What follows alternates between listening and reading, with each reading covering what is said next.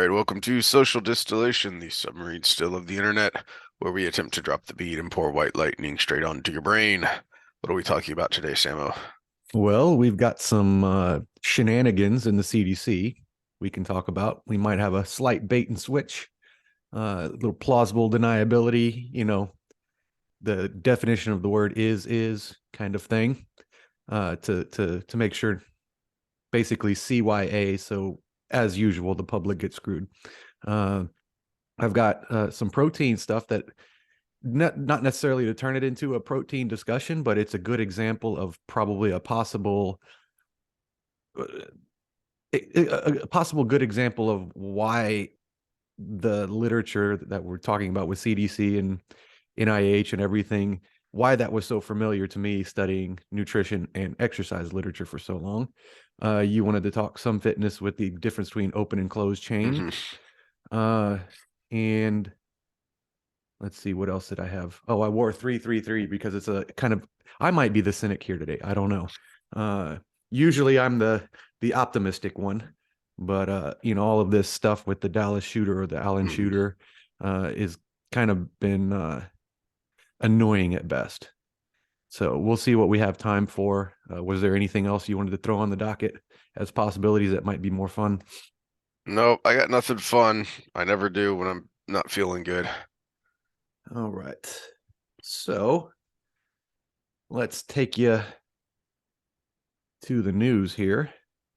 So this is something that people might have seen recently in the headlines. CDC Director Walensky resigns, and it was a very abrupt resignation. The explanation is because they're declaring the end to the emergency, the WHO officially, as of what was it? Is it the 12th that it's Yeah, it's officially something like over? that. And so a smooth transition to non-emergency state. Well, if you live here in Texas with us, we've not been in emergency state since 2020, yeah, since before 2021, uh, and haven't even been in a limited state for the last year Yeah. and a half. But yes, so we got this wonderful quote unquote director Rochelle Walensky stepping down from her position. And if you search her name and any other search term that you can throw in there, that's basically all you get. Stepping down, stepping down, stepping down, stepping down. Now, quickly look at what my search terms were. Stepping down, stepping down. Uh, you would think that that would be the headline of the story. That yeah, you would think somebody would have written about this, right? Because let's skip. Well, two people have. Let's bring you to them first. So this is the headline from a Dr. Peter McCullough, where he talks about a resignation, but then also brings up the little sneaky that might have been pulled on us. Here's another one. I've never heard of this lady before, but she also writes Friday good news. CDC director is on the run, because there's an interesting timing with her resignation with this lawsuit right here. This Lisa McGee petitioner has basically submitted a lawsuit to all of these people. Where's the start of the list? Here we go. It starts with Walensky all the way down to Kamala Harris for basically documentation that they are actually technically in the place they should be and that they have done all the prerequisite stuff. And this stuff is important when we get to look at it. So if we look down, anybody can read through the whole thing, but let's go down to Walensky specifically. Okay, so here's the thing. They're supposed to be, according to this code, have taken these oaths and submitted this paperwork. So that's the main thing. So this is what they requested from those people via court order. And they were officially granted that court order. So they sent off the request. So this is the follow-up to this. Again, just restating the oath of office. Walensky, on February 2nd, 2023, petitioner submitted a FOIA requesting a signed copy of the Director of Centers for Disease Control, Rochelle P. Walensky, oath of office, Petitioner received a response which included an incomplete copy of Walensky's oath of office. See Exhibit A. We'll go to that in a second. For a composite of all the communication exchanges along the defective affidavit. So let's look at that affidavit, Exhibit A. Here we go. The emails going back and forth with the FOIA request, the official response for the FOIA request, approving it. And here it is, appointment affidavit. Do you see anything wrong with this?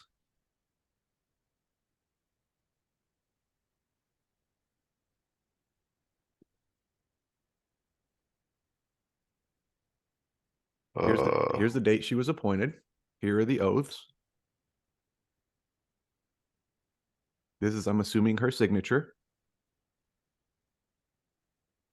And this is where the what do you call it when you sign something officially and they stamp and you just made me brain fart. I'm brain farting on it, but yeah, Yep. official. Yeah, that makes it official. It shows there was a witness, and they do this for a living. What am I missing here? What's her position?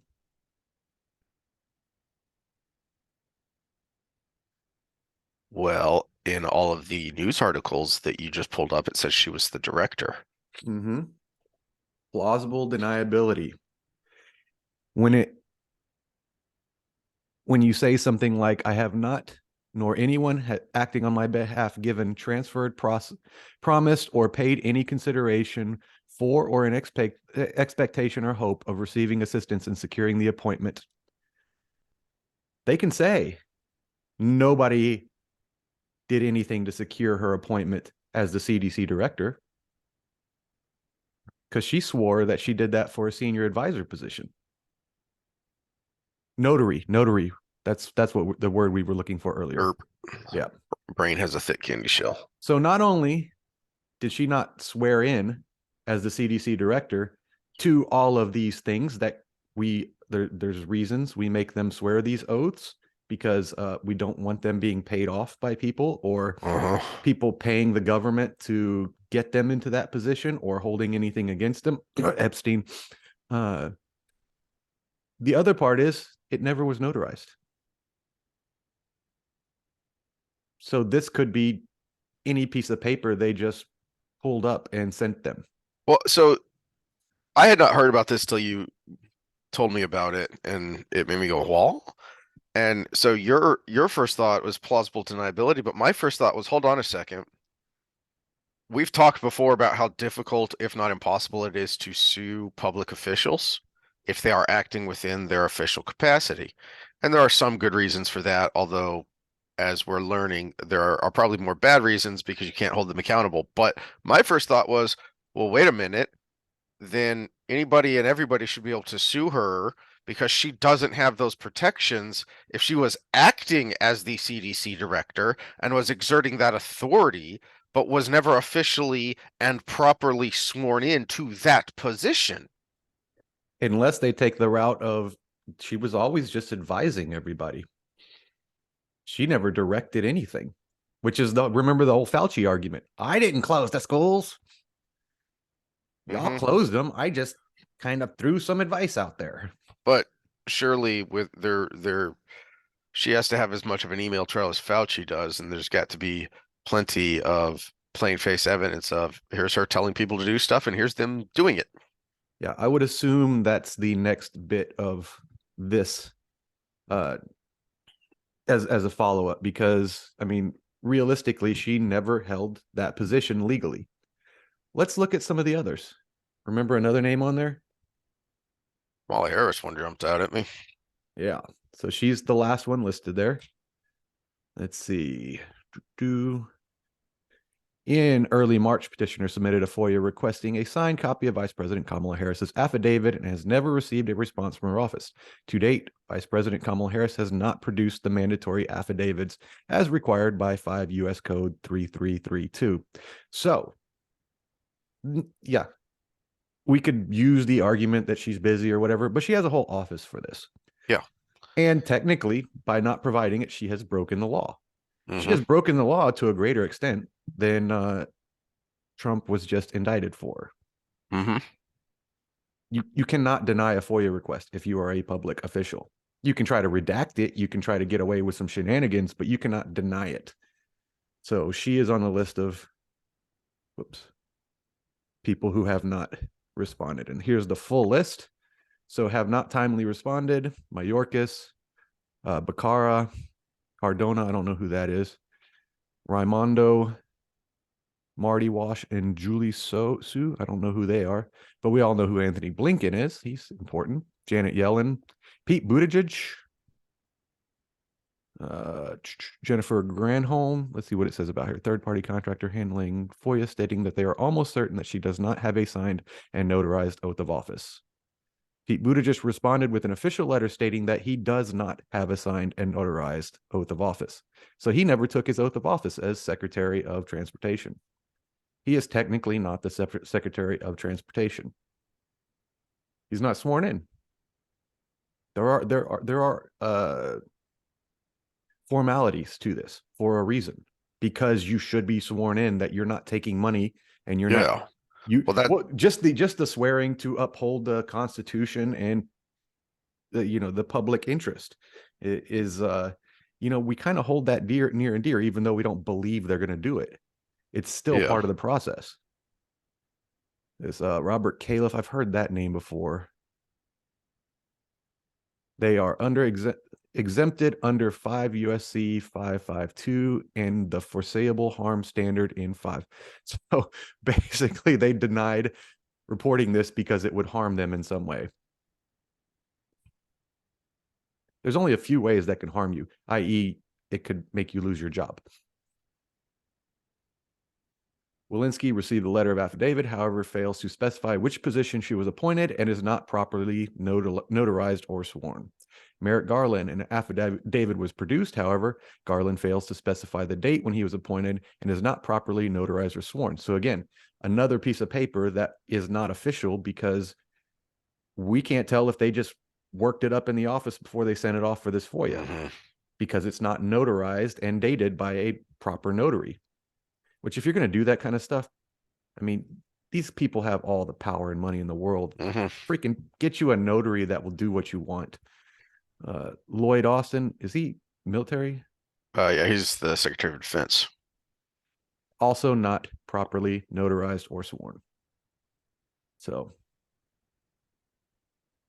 we've got a lot of big names there that aren't really officially in their position because they have not sworn in. And again, backing up, this isn't just ticky-tack technicalities.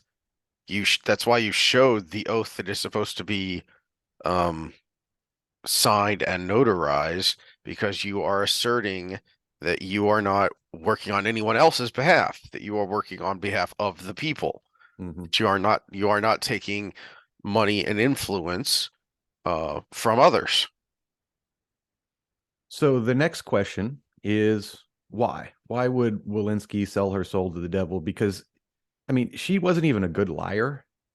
She was spouting the official line, but it's one of those, just like Dr. Stanford with the dietary guidelines. We know she knows better, especially since we got her previous work on diet and exercise to go from. So why? Well, we don't have an official money trail. I looked for that, but that's where the FOIA requests, emails, and stuff like that would come in. We don't have an official something hanging over her head. There's really nothing on her record that would come out. So I just kind of was playing around because we had to go a day late. So I had extra time yesterday when we normally would have been recording. And I was using her last name to go through a lot of stuff, but someone else came up. This is her husband, Dr. Lauren D. Walensky. Gets a lot of money from the National Cancer Institute, which is a division of the NIH.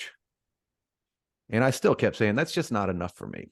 Yeah, he gets a lot of money from the NIH, one of the biggest cancer research centers. It's out of Harvard. NIH, we've had our episodes on where their funding goes and how it's kind of everybody walking the current line, including the new 2.8 million, or is it billion? 2.8 something million I'm going to say $1 million going to Eco Health Alliance to build another lab to study bat coronaviruses, which was just approved by the NIH and NIAID. But Where are that's they also putting this why one? I'm The Sierra cynical. Leone? Jeez. I think Laos or Vietnam or something like that. I was only kidding. Yeah, Laos, that's a great idea. So cancer research, and then I was just kind of then I stopped looking. And I was like, okay, he gets a lot of money from the NIH. Maybe there's that hanging over her head. Do this for us, and we make sure he's constantly funded. And by the way, as all of our people do, you'll get a cushy job after you resign too. But that just wasn't enough for me. And something kept tickling my brain from all the McCullough, Dr. Drew, uh, uh, Malone, uh, John Campbell, Kelly Victory, all of those people talking, and just kind of this massive stew of words and information that were going around in my head, and what could connect all of this. And then I thought of something. This little pesky guy.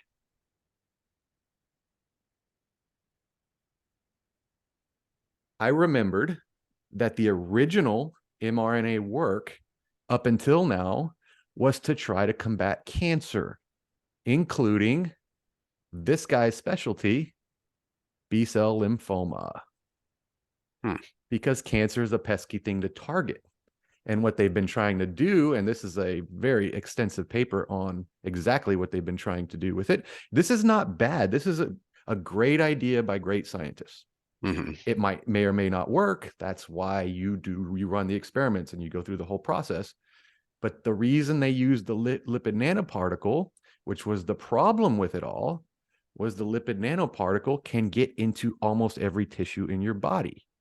And it will preferentially go to something that is highly active, like a cancer, like a tumor growing. So they thought using the lipid nanoparticle, they can send an mRNA particle in with it that is attracted to the specific antigens formed by a cancer cell and will destroy the cancer cell from the inside out, or cause your immune system to come and target that cell.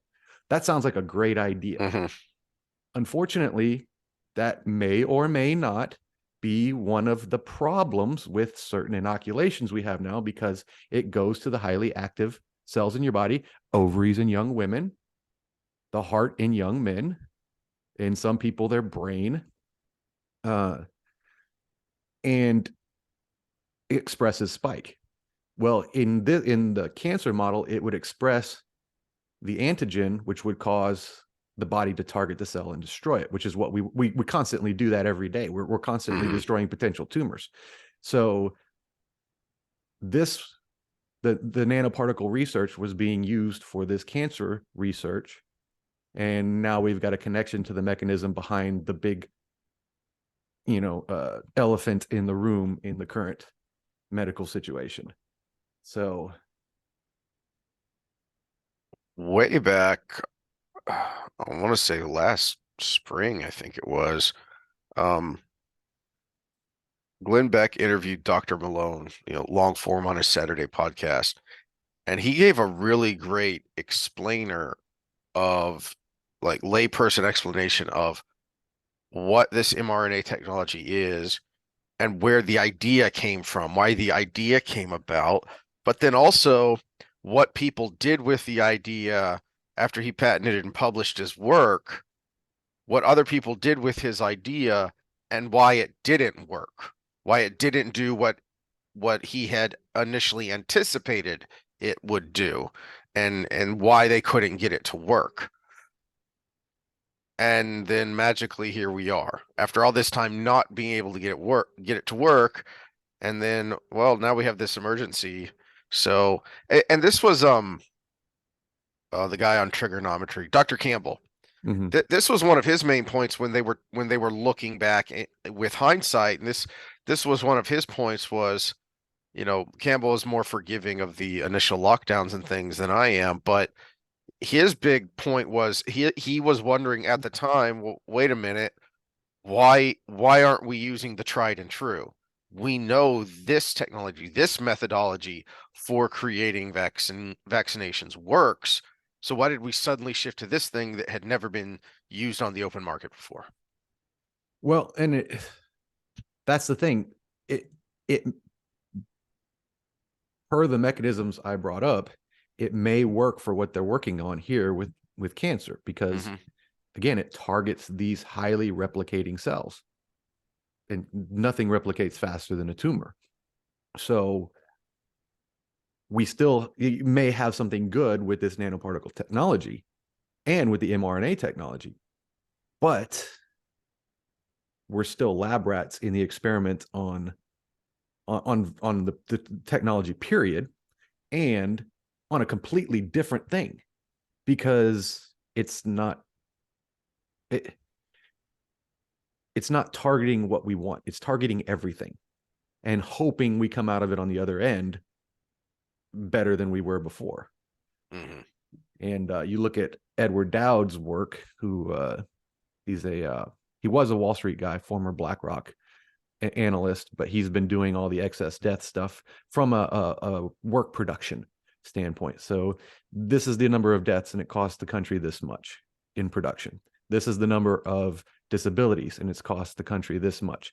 This is the number of just work loss from illnesses, that, and it's cost the country this much. And he was talking about, the disability numbers being 15 standard deviations higher in 2022 than it was in 2020. That's significant.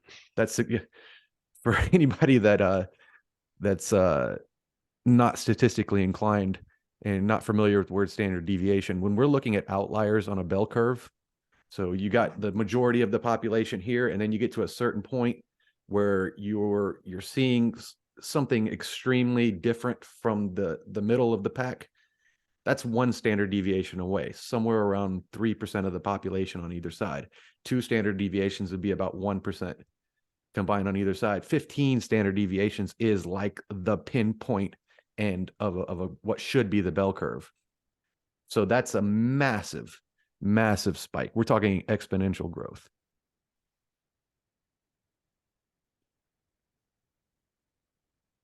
Um, I wasn't sure where you wanted to go with this, and I was looking at um Well, this had I've kind of made the major point that I wanted to make, which was looky, don't let them lie to us anymore, because here's your bait and switch.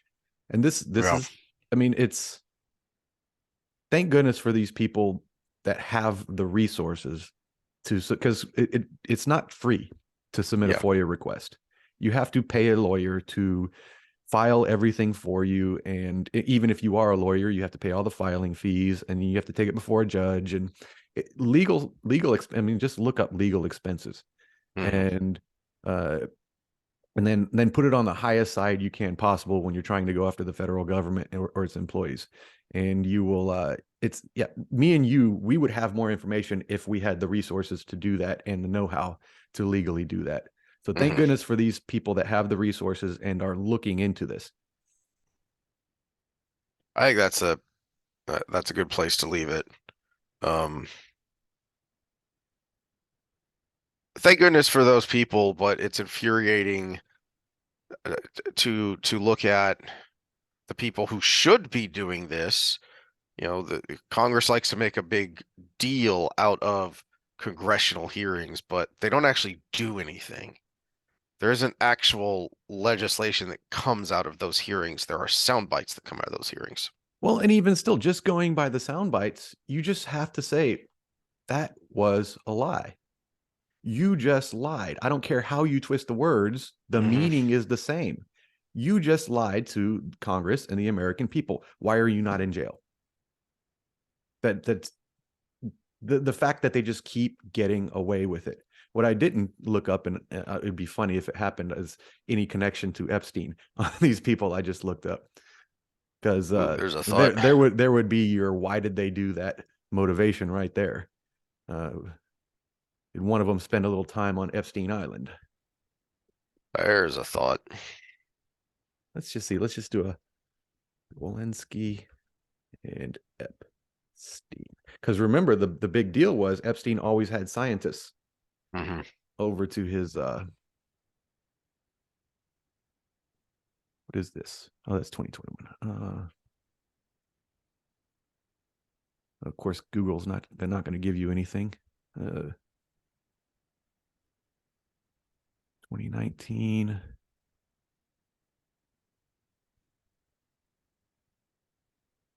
Yeah, it's not nothing. We're gonna have to dig deeper into that because Google won't put put forward an article about that. That's for sure. Yep. Yeah, and the more that comes out about that now, the more it gets weird and Well, I mean, creepy and and there's some people that suspicious. you were wondering why they took a certain route with just their, even if it's just their public opinion, someone like Noam Chomsky. Hmm. And it turns out, oh, that's because he's buddy buddy with Epstein. Now he has to use his voice for the party line because someone asked him to. You know, the FBI director, what was his name? Or no, CIA director. That was in the last little dump of people who had who were on Epstein's meeting list. Yeah.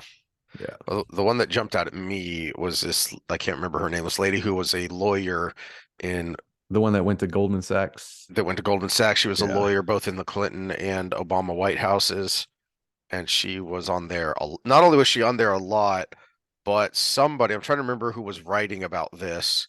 Um, she was at Epstein's arraignments in the gallery. Not so she wasn't officially lawyering for him, but she was there. She was one of the few people that was actually there.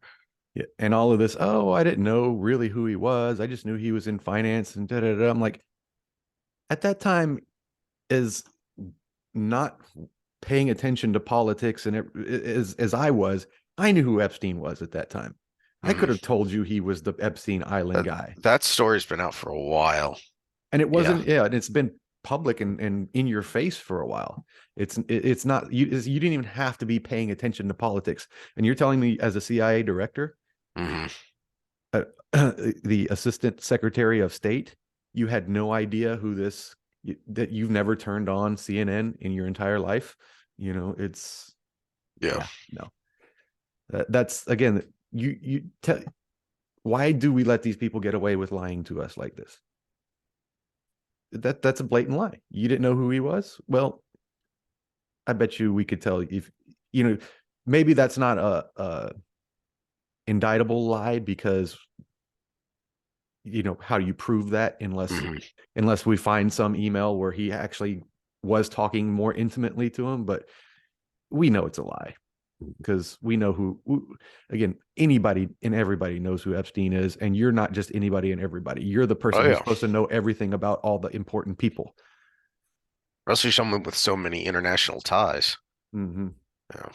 Well, let's transition to slightly more fun topics. You said you had a segue that something about the what is this protein thing that has come to mind? Is there something new out there in the journal space? Sort of, yeah. So let's go to Harvard again. Lovely Harvard.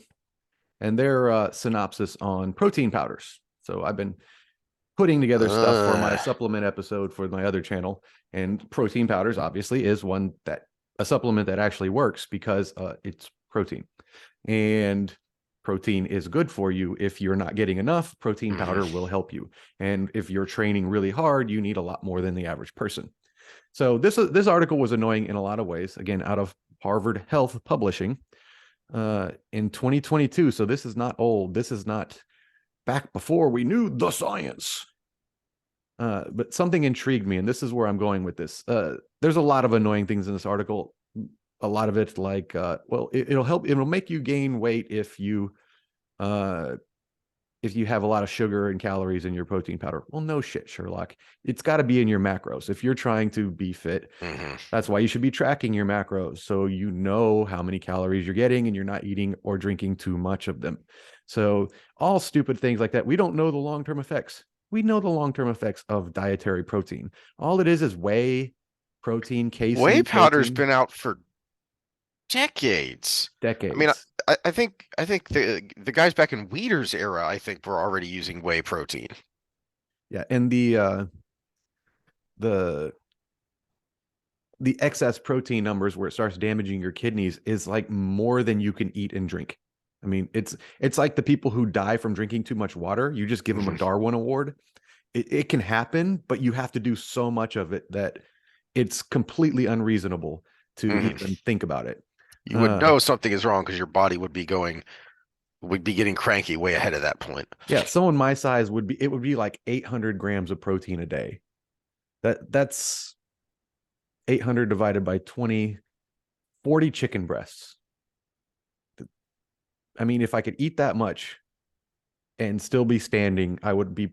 I guess there's a being proud of yourself there, And but that's and so that's 800 long term use. It's not just one day you ate 40 chicken breast. and 800 grams, that would be about 3,200 calories just in protein. That's a lot of food. Yeah. So new risk reveal. This is the one that popped out at me is the heavy metals, and I'll highlight them here: lead, arsenic, cadmium, and mercury, Uh-huh. possibly in these, and the BPA's and pesticides and other contaminants. And I was like, okay, well, maybe there's something to that. Well, where does it come from? I went to this clean label product, uh, and they analyzed a bunch of them. But here's the okay. So on the clean label uh, project, I didn't have that tab up. I should have left it up. But they postulate that because there's more of these metals in the plant product protein powders than in the animal product protein powders, it's because of absorption from the soil. And the animal itself will have processed some of that out before their product comes to you. Mhm. So like if you know we'll take pea protein for example, the peas soak up the nutrients from the soil and some of these toxins get into the pea from the soil. Well, then the pea is ground up into protein powder, and you take that direct product. Whereas cow eats plant with heavy metals in it. Well, the cow's liver sifts out Yeah. some of those heavy metals before it makes the milk that becomes the whey. So that's the postulation here. And this is why this is junk science, because that got my brain going of this is not part of the manufacturing process. So we're talking Mhm. protein powder. So this article was specifically on protein powder versus just eating protein. So if it's not part of the manufacturing process, that was already in the product to begin with. So if I go out and eat enough peas to give me 22 grams of protein, I will get the same amount of heavy metals as if I eat the 22-gram protein powder supplement. They didn't account for volume in their analysis. It's just concentrated down so it shows up as a bigger signal. Go get 22 grams of protein worth of peas, which is a lot of peas, then test how much per gram of protein you get of all these heavy metals versus the protein powder per gram of protein. Because if there's nothing in the manufacturing process that adds more, then Yeah. the powder is no different than eating the damn food. Which was what jumped out at me, looking down at their kind of conclusion down there was, well, wait a minute. Why do you have an axe to grind against protein powders? Because what you just said there would apply to any grown good. That Mm-hmm. so what you're telling me is that these trace elements are going to be there in anything I eat, which isn't new. This is why you're recommended to limit the amount of tuna you eat Mm-hmm. Yeah, that was going because to be my example because everybody goes, I'm going pescatarian to be healthier. I'm like, you're going to get more good fats. You're going to get a high quality protein source. You're probably going to lose some weight, but your mercury is going to be through the roof. If you substitute yep. every bit of animal protein you take to be all fish, your mercury is going to shoot through the roof. There are no solutions, just trade-offs. Yeah. So my conclusion is don't write an article talking about toxins in protein powder. We need to go back to the manufacturing source and see why we're getting more lead and arsenic and BPA into our animals and plants to begin with. Hmm. There's your problem. And I would think if that's what you're actually concerned about, then that's what you would focus on. These things always make me scratch my head because, like I said, it's somebody has an axe to grind against protein powder for some bizarre reason. Because that's what this is about. Otherwise, why focus on that one particular brand or category of products rather than look, there are elevating levels of heavy metals in our produce. Here are numbers. Yeah, and you can even break apart produce and see if something like the high protein uh, vegetables like soy and pea, lentils, see if they're absorbing more of these heavy metals than say your nightshades like tomatoes and or your squashes or any of those. And then Mhm. you could say, well, you know what? If you want to limit these metals in your body, here's your best vegetable sources. And then you kind of counter that. You mitigate the damage when you get your protein source, because then you can have animal protein, which is going to have less, and then you can eat as your vegetables these less metal inducing vegetable sources.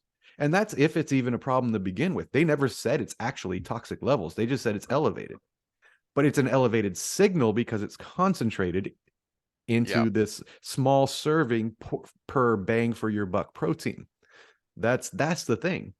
But if you go per gram of protein, which you're going to get your protein numbers anyways, then the number is going to be the same as if you ate the actual source.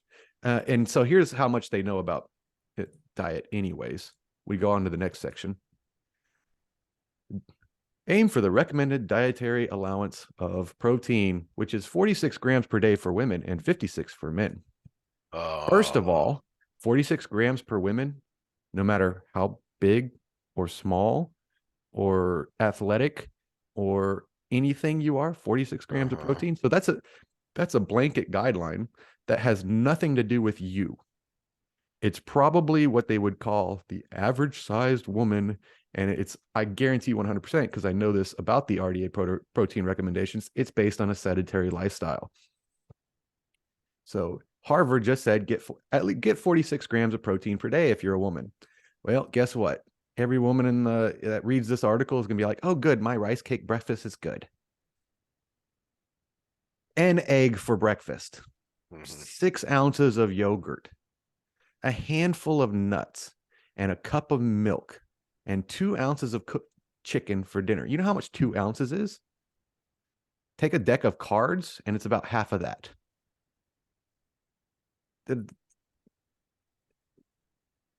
I have no words. I mean, there's your protein allowance for the day. I had this thought the other day when I was running around trying to get some stuff done, and I can't remember where it jumped into my head, but um, uh, you've complained about nutritionists before and having to argue with them or having to argue with someone else about what they've been told. And it dawned on me, hey, wait a minute. We're not certified nutritionists, but there is a significant amount of nutrition in our base studies Mhm. for just about any uh training or trainer certificate you're going to get. There's going to be uh a significant section on nutrition, not so that you can be a certified nutritionist, not so that you can give that kind of advice and guidelines, but so that you know enough to help educate somebody, and also so you know enough to recognize the signs of, hmm, you're doing this, basic guideline of a nutrition plan, and it's not working for you, and this is going on. That could be a sign of one of these things. You should now go talk to an expert. As far as I know, nutritionists don't do that about exercise. So No, far as I know, MDs not don't. many. Now you can get nutrition certifications through some programs, like NASM has their Mhm. nutrition coach program, but you're still not a licensed dietitian. And so this actually varies state to state. So some states, if I was to work in that state, I could give whatever advice I want. because they just don't care. But in the state of Texas, it's actually got decently strict nutrition laws. I kind of agree, except doctors don't know either. But I can give nutrition advice to healthy individuals. So I can give nutrition advice to anybody, excepting in the case of disease. And obesity is classified as a disease by the Fed and in the state of Texas. So someone who is actually clinically obese, if I give them nutrition advice, I'm actually technically legally overstepping my bounds. And it's really, really hard now in this day and age because everybody's got a mental disorder or, you know, overweight isn't obese, but if they are obese, so there's a high percentage of that. So many autoimmune diseases out there in our middle-aged women, especially, you know, you just don't know. So I can write meal plans and give nutrition advice to technically healthy individuals legally. I just err on the side of caution, and I always use the terms, well, if it was me and what I've seen work, and then I go into my spiel. I didn't give them any advice. I'm just telling them my observations. Or I've studied literature and this is what I've seen in the literature. I can use words like that to, just like the government, get out of, but it's actually in a positive direction. It's like, because I'll even say, hey, I can't give you direct advice. I can't write you a meal plan. Mm-hmm. I'm not even going to be screwy enough to write one and leave it on my desk that you can pick up on the way out. My main thought was that there are a lot of people to this point, to this silly article about its recommended protein. There are a lot of people who talk about diet and exercise, diet and exercise, diet and exercise. You hear that phrase a lot, and yet almost none of them have done any serious study on exercise. Yeah, it's exercise science is as screwy as nutrition science. It's really part of it is the difficulty of it because, you know, when we brought up obesity, we talked about the optimal training program. Well, what is the optimal training program? We haven't studied that. Mm-hmm. You know, so there's so many different ways. You have to have it repeatable. So you have to have a model for your training that is repeatable with diet interventions over the course of, but you get 400 participants in a college for X nutritionary intervention. 400 people are probably going to have 399 different training modalities because maybe you have a pair of training partners in there, right? You're going to have CrossFitters, you're going to have bodybuilders, you're going to have people who don't work out at all, you're going to have people who just go for a walk, you're going to have runners, you're going to have people in the rowing team. That already throws off your dietary intervention unless you just get so many people in the study that it washes out training to begin with, because the signal just gets smaller and smaller and smaller the more people you have. And if you look at the number, the in most nutrition or exercise studies, it's like 20 or 40 or 50, because to get somebody to adhere to something like that over time, it's really rare to be able to hold on to that. So you just get just enough to be statistically significant. And then it only answers one question. Irrespective of this had a result here. It's really, really crappy stuff, which is why I'm doing some of the things I'm doing so I can get back into a lab and start putting some of my thoughts to hopefully into fruition. And like I've talked to you about, connecting the mental health and the physical health world and the interventions that you do on either side and the crossover effects that you get from that. But yeah, this is just another example of headline says this, but it's actually shitty science, because you're making a statement based on the science about a specific thing that actually has nothing to do with the thing if you think for a second. Been dealing with my whole career. That's why all of this COVID stuff and, well, everything that's going on now with our health system, it's so easy to see and sift through, and the bullshit sniffer just gets more powerful over time.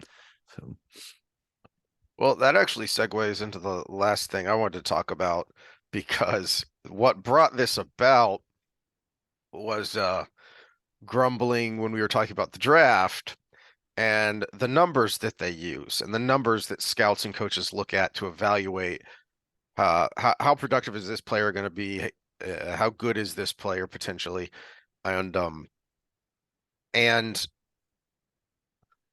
to your point, what you were just talking about, one of the many problems with exercise, nutrition, health science is there is a lot of stuff that is taken for granted.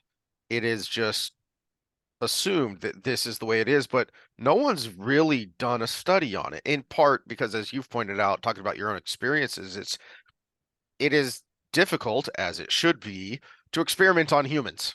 Mm-hmm. You know, you can't do something that you suspect is going to have a negative outcome for them just because you need a control group for that. That's unethical, as well as being potentially dangerous for that control those individuals. So one of the things that is just the way it is the NFL Combine and the bench press. All right, and I pulled up some uh I pulled up a few articles, but we don't need to go into them. If someone wants to look up, just they keep records on this. Just look up the NFL Combine records for bench press. And for anyone who doesn't know, what they do is they put 225 pounds on the bar and you bench press it for as many reps as you can. That is their uh as their marker of strength. So if you hear someone talking about not strong or not good in the weight room, needs work in the weight room, inevitably what they're talking about there is that bench press number at the NFL Combine. Here's the problem with it. You pull up one of those lists, there are going to be very few names you recognize.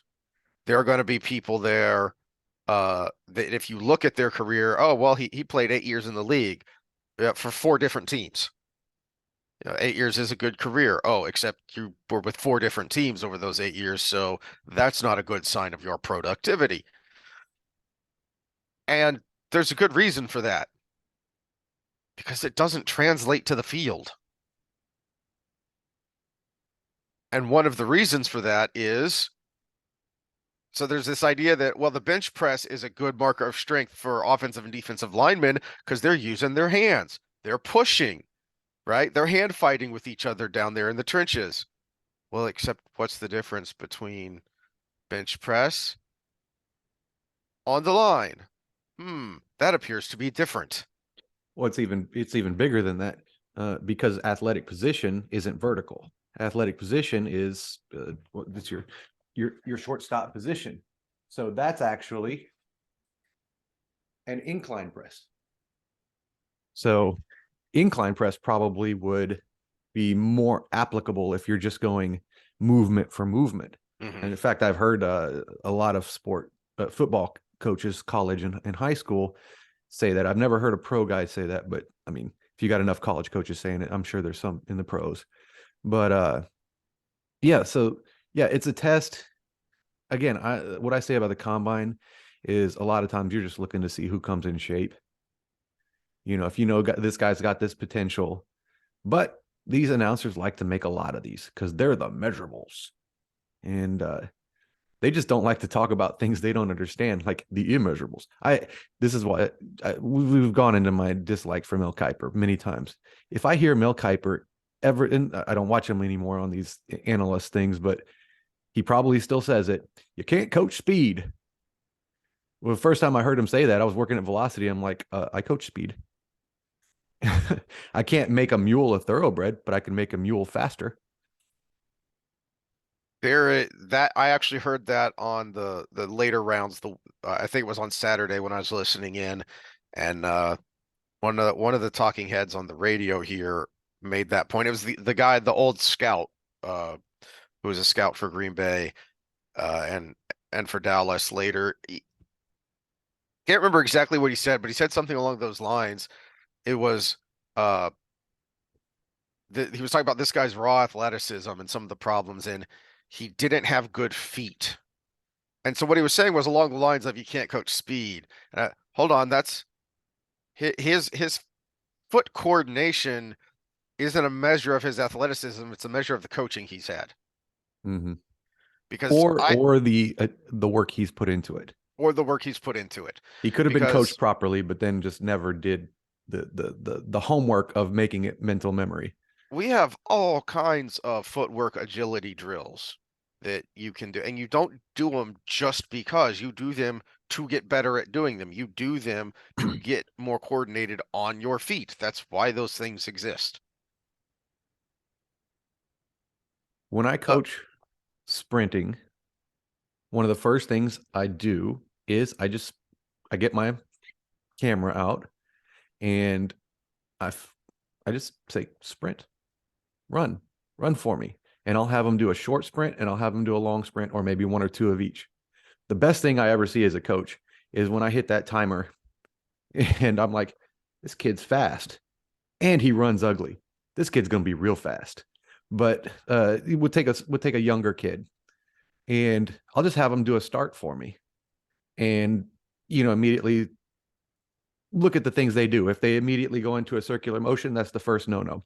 So then I'll take one or two things that they're because I don't want to bog them down with information. I'll just show them how to attack the ground on your start for 2 steps, and I'll just say, give me 2 steps like that. And if they can't do it, that tells me what we need to work on. If they can't do it from a motor standpoint, then we get on the wall and we do wall drills and we drill and we drill and we drill. If they can't do it because they fall on their face, but their feet were moving the right way, like I told them, then they don't have enough power. So guess what? We just start with the plyometrics and start with the weight training. So yeah, you can coach speed. It's just a multifaceted thing, and you have to understand it because it's the biomechanics and it's the physiology. And normally, with that high level of an athlete, usually I can see which one it is. I can tell which guys at the combine had. It's almost all of them now, just because of the nature of the business. But which guys at the combine got professional coaching on their 40-yard sprint, because you see these things they would never do on the football field or just going for a sprint in the sprint. Like a hand that runs loose like that, it actually stretches this forearm muscle, this bicep as it goes back, which causes a stretch reflex across the body, which snaps the other foot forward faster. So little things like that, you can tell if they've had a sprint coach, but that's like maybe 0.02 of a second. Well, the difference between 4.29 and 4.27 is a record on the 40-yard dash, right? So it's the difference between the Raiders drafting you or not, because apparently if you run under a 4.3, the Raiders will draft you. There's no doubt about it. They don't care if you can play. They've always done. Yeah. But a 1/10 of a second is millions of dollars on the 40-yard dash. And 50 versus 30 bench reps could be the same thing for a lineman. Unless you've just got the greatest film out there. If you're some guy that is a 3rd or 4th round pick, you probably don't have enough film to not perform well at the combine. So do you have a layperson explainer on what is the difference between open and chained versus closed chain exercises? Okay, so closed chain exercises, examples of that would be a squat, a deadlift, a push-up, and I include a pull-up, but I won't. I'll just put it honorable mention for now because there's argument on that. Basically, if the force goes from your body into the ground, is a great way to think of a closed chain exercise. So on a squat, I am pushing the floor to lift the weight up. Right. So the weight goes up, but my force is actually pushing down into the floor. A push-up, same thing. My force is pushing down on the floor to lift my body up. Open chain is I'm pushing directly against an open resistance, something out in space, like a bench press. You are directly pushing, your force is pushing into the bar. You're not pushing down into the bench. Does that make sense? Now, if you were on some kind of mechanism where the bar was locked in place and the bench was a hydraulic or something, and you pushed and the bench lowered, that would make it closed chain, because the intention of your force is going into a locked item. And usually that lock is the ground. That's why I call a pull-up closed chain, because your force is pulling on that bar, but the bar doesn't move, you do. That's the reason that for overall athleticism, you need to mix those in. You've got your basic, raw strength closed chain stuff, but you need that open chain to get the body used to moving and exerting force in space. Yeah, and it depends on what you're training for. Like you brought up the lineman earlier. Obviously, you want an exercise for your upper body punch ability to be at least mixed in some open chain exercises, because technically you are in an open chain battle. Mhm. And the benefits to closed chain is stability. So closed chain, again, I'm doing a squat. My body is going to push different than if I was to try to lift something with my foot into the air in the same motion. Because that's because it's stable. The ground is stable, so your body already reacts a certain way. Whereas when it's not stable, it actually takes a little oomph off, so that way you don't hurt yourself pushing hard. And when you talk a bench press, relatively stable. Let's do dumbbell bench press. Dumbbell bench press, when I press up, not only am I pushing against the weight, but that weight, because of any variation in my movement, can go off in any different direction. So my shoulder and everything around it is stabilizing in all of those directions at the same time, so that my arm goes straight out. So you mix in the variable of instability with an open chain exercise. And so your joints and all the muscles surrounding them respond differently. They fire in a different order. And so one's better for training stability. One's better for being stable to train strength. Now, the bench press being a little bit more stable than that dumbbell press, because the bar is more stable. Your bar locks you in a motion. Basically, your only variability is this way, so your body's more comfortable. The more comfortable your body is, the harder it pushes. A good experiment is, if you've got one available, or if you got carpet, put some carpet sliders on, or get on a slick surface and do a squat. Your body shuts off half of its force producing capability just so you don't fall. Mhm. And then get on solid ground and do the same movement. You're going to be able to double or triple what you can do. And it's basically just the comfort of your body. Your nervous system will fire when it's comfortable. Yeah, well, you've talked about it. The first set of gains you're going to get when you start training is neurological. That those things are firing. You're getting those things used to doing the movement.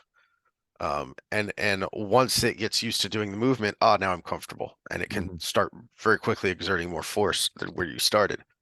Yeah, and you're talking about bench press, the test. First of all, I mean, think everybody just put on their thinking hats for a second. It's 225 for as many reps as you can do in a row. First of all, you're never doing as many reps as you can do in a row on a football field. You want to see explode, rest, repeat, explode, rest, repeat. Second of all, it's only 225. If I'm evaluating linemen, Mhm. why am I not 3-rep maxing these guys Mhm. instead of putting 225 on the bar and going for as many as you can? Maybe for the smaller positions, that's fine. But if I'm going to judge how well you're going to be able to punch a 320-pound defensive tackle away from yourself and keep him off your body while he's at full speed, or at full start, at least at full acceleration, while he's pushing with his hands, why am I just seeing how many times you can push around the running back? Because that's what you're doing at 225. Mhm. Yeah. Well, and that was my thought was there are things that would be a better marker of strength.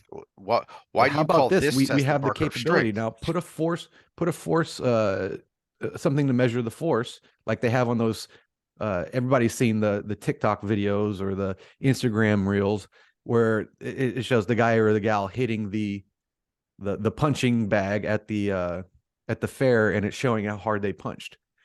Hook something like that up to one of the blocking sleds and have Mhm. them punch off the line and measure how much they punch. If we're going to do a strength power test for our linemen, do that. My thought it was that a better overall marker of body strength would be a deadlift. And if you're, yeah, you could be worried about doing a max, but that's why we do 3 rep maxes, because you're a little more protected because you're not going to that Well, breaking that point. that one's also tricky too because a lot of coaches are uncomfortable with these, especially these 6'5" guys with hit with Hmm. in a tackle. You're gonna have your body shape is gonna be all arms and legs. You know, they're built. I remember Rashad when I would spot him. At first, I thought he was hinging at the back because he always wore a long shirt. No, his hips were just up in the middle of his back. He had such long legs and long arms compared to a relatively short torso. But that makes a good tackle because a tackle's job is to cover a lot of ground Hmm. to not get beat around the corner, long legs, and be able to keep a defensive end who's going to be much faster than him and have a full sprinter start on him from getting close enough to your body that he can do a Reggie White and shuck you off or spin under you, or so you have to keep them at arm's reach while covering a lot of ground with your legs. Deadlifts This were was, very difficult for this man. We had actually had to yeah. do sumo just so he didn't kill himself getting down to the bar. Um, so your thesis was on something interesting. Uh, and this is This when wasn't you my told me thesis. about I it. was piggybacked on someone else's for this Oh, part. okay, Yeah. okay. So talk about that you looked at a lot of data points and you only found one correlative factor, right? 10-yard sprint. The first 10-yard sprints, which for football makes sense. It is a game of 10-yard sprints. And even then it was kind of a weak connection. But it's a good indicator of basically just short burst explosiveness, period.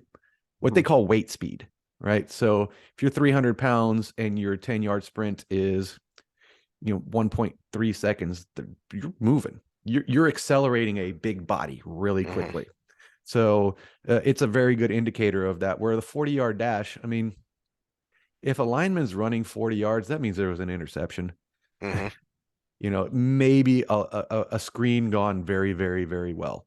Other than that, there's no point in seeing what his top end speed is. I don't care if you can cycle your legs like Usain Bolt. Right? You're a lineman. Your job is to pop off the line and hit somebody in front of you very hard, very fast, and make sure they don't get position on you. That's your job.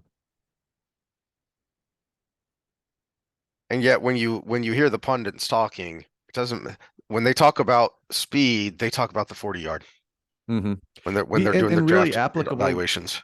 That's really only applicable to your outside burners on the at the receiver spot, Hmm. or the DBs guys, and yeah, and the guys that need to cover them. But even DBs, that 10-yard sprint, that initial separation is where they get blown. yes. They it's very rare that they connect with their hips on that initial move and the receiver just pulls away in the distance, especially with the way safeties play. So it's yeah, and 40 yards for a play to go over 40 yards, that quarterback's got to have a lot of time in the pocket. Uh, but yeah, that 10-yard burst, even look at the running backs. They talk about running backs being patient in the hole, right? So they're patient runners, is what you'll hear. They're waiting for the hole to open. But it doesn't matter how patient of a runner you are if you don't have the burst to get through the hole when it forms. Hmm.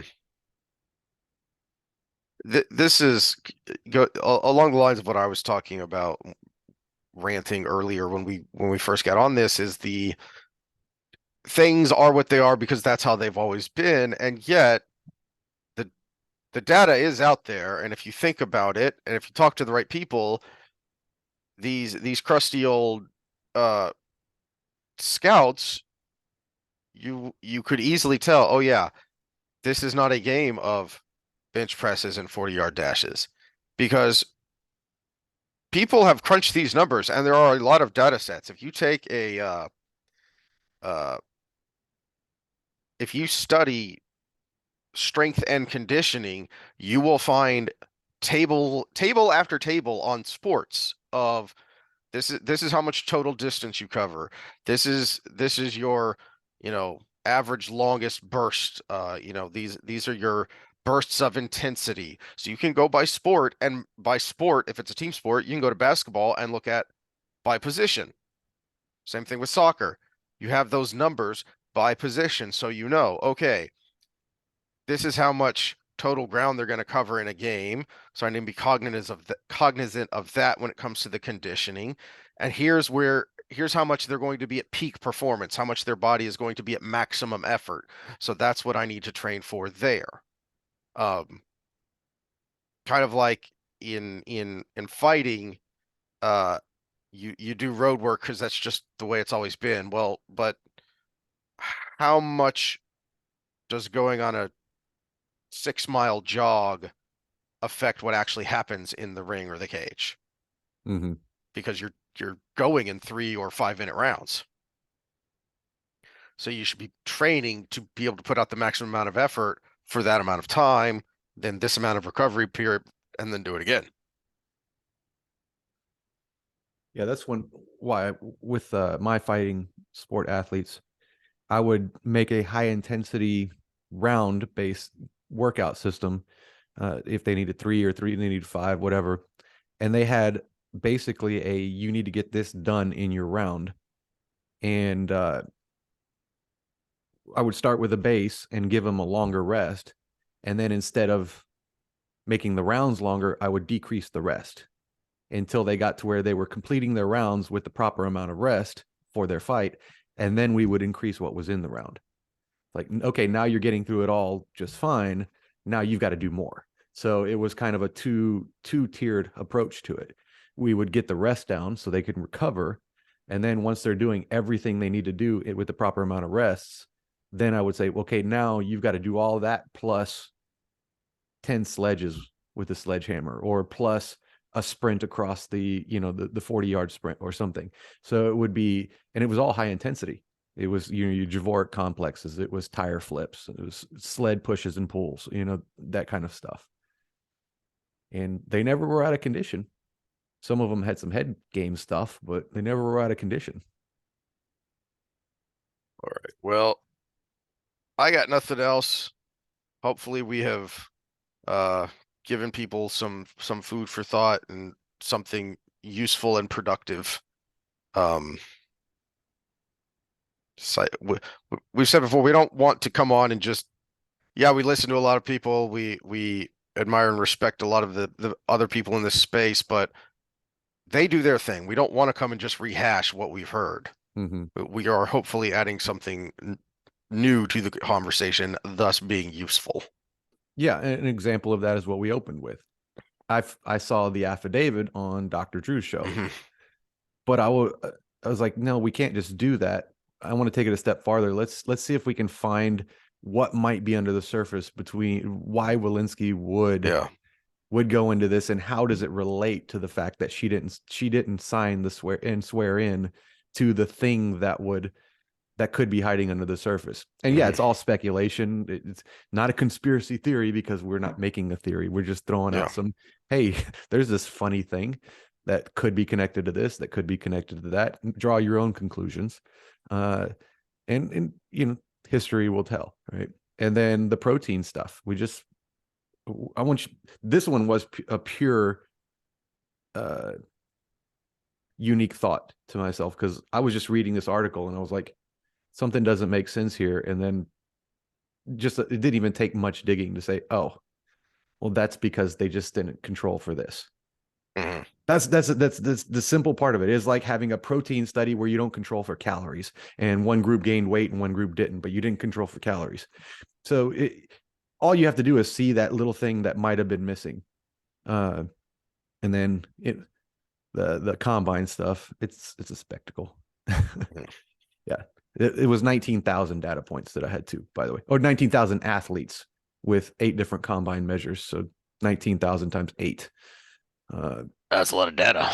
It was a lot of busy work, but it got me whatever the grade is where you just independent study. Yeah, it got me my independent study credits, piggybacking on someone else's. And while you were talking, I was trying to find the actual study if it was published or not, but I'll look into that going forward. All right. Well, maybe we'll have that next time, but next time we do this kind of ranting. But tomorrow is new spring, New spring, which and can't wait to get back I into. didn't read the comments yet, so I don't know if there's anything I should be thinking about when I'm reading, but I'll try to get a couple chapters under my belt tonight.